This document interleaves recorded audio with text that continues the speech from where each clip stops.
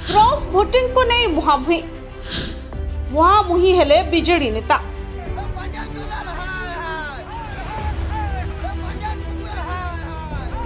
राज्यसभा झटका परे बीजेडी कंदल एबे रास्तारे पड़ी गड़ुछे। विवेकानुमोदित भोट देइथिबा 6 विधायकों विरोध रे दल विद्रोह आरंभ करिछे।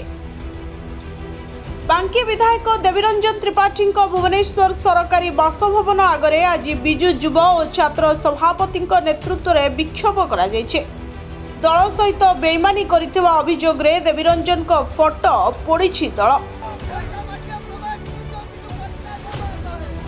सेपटे बांकी विधायकों समर्थक भी आंदोलनरत छात्र और युव जनता दलर कर्मी विरोध में नाराबाजी करथिले।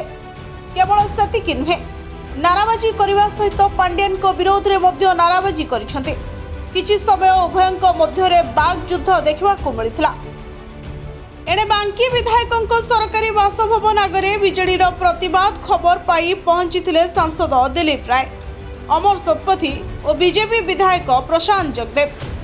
देवी और तांको बापा तथा वरिष्ठ नेता प्रभात त्रिपाठी को आश्वासना दे बीजेडी एभली आभिमुख्य को कड़ा भाषा निंदा करथिले।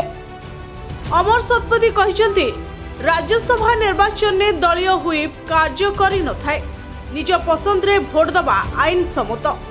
Bureau report, Odisha fast.